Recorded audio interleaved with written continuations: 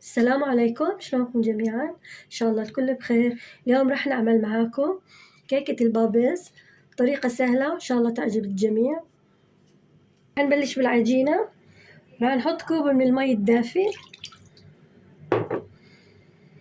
كوب من الحليب، كله لازم يكون دافي بحرارة الغرفة، معلقة ونص من الخميرة الفورية، وراح نحركهم مع بعض. 4 معالق كبيرة من السكر،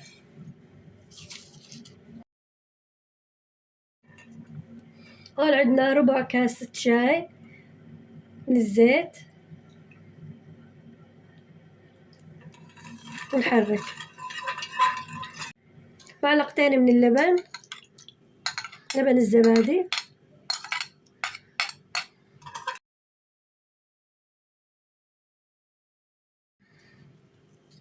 هون معانا معلقة كبيرة من الفانيلا.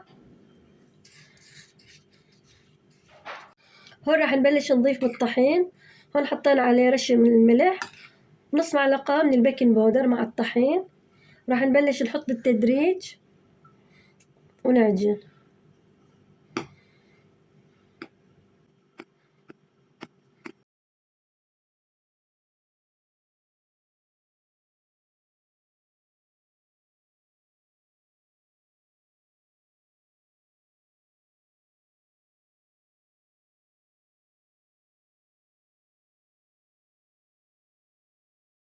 هون أنا ضفت 5 أكواب من الطحين مشان نقسم العجينة قسمين. هالمرحلة هاي لازم نقسمها.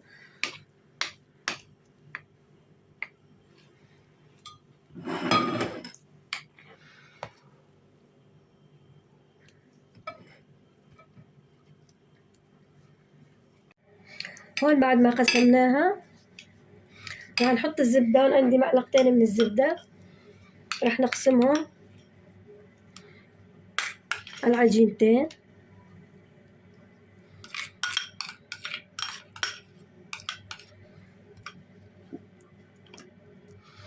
بالشكل ها.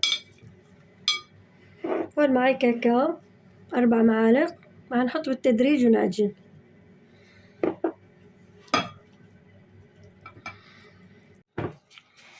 هون بعد ما عجنا أول عجينة بالكاكاو صارت جاهزة. هون راح نعجن الثانية مع الزبدة، نحط لها رشة طحين ونعجنها.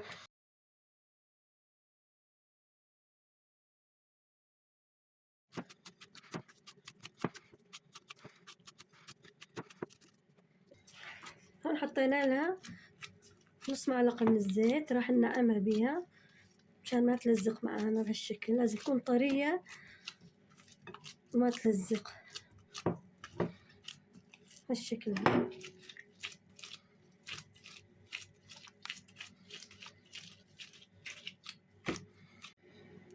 هون راح نخليهم يرتاحوا لبين ما يتضاعف حجمهم وبعدين نرجع لكم. هون بعد ما خمرت عندنا العجينة وارتفعت صارت بهالشكل، راح نبلش نشكلها. هون عندنا أي قالب عندكم نحطهم بيه، دهنونه بزيت. راح ننزلها، ندهن ايدينا بشوي زيت وننزل العجينة.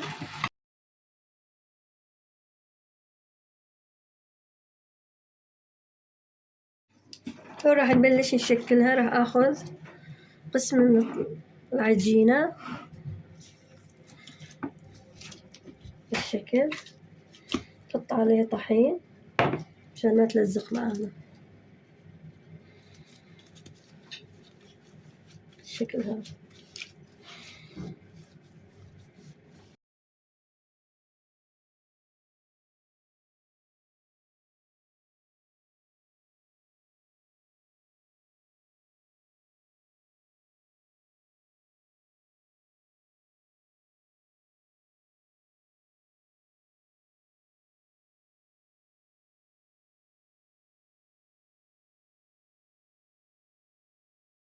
وراح نكور اللي عملناهم أول شي بهالشكل على شكل كرات.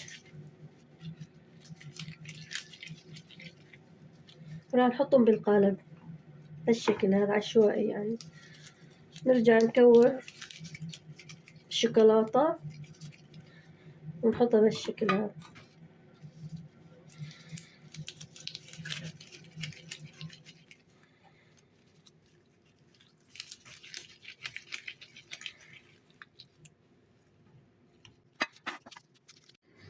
هون عملنا كمية راح نحط عليها شوي من الشوكولا هون بالوسط، شوكولا شيبس.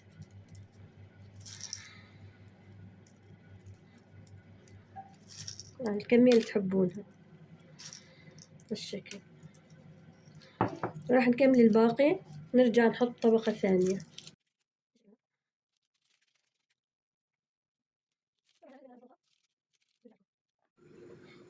هون بعد ما خلصنا كل الكمية هون حطيناها قالبين، كل الكمية يعني حطيناها بالقالبين.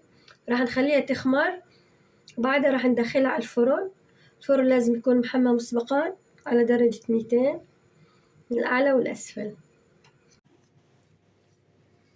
هون بعد ما خمرت معانا صارت بهالشكل، راح ندخلها على الفرن.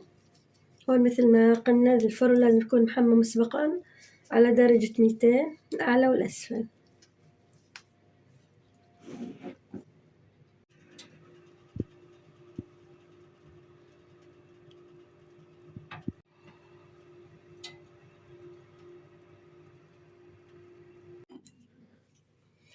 هاي بعد ما خلصنا، شوفوا منظرها ما شاء الله، كيكة البابلز. إن شاء الله تعجبكم وتجربونها، وألف صحة وعافية عليكم. لا تنسونا من اللايك والاشتراك بالقناة. السلام عليكم.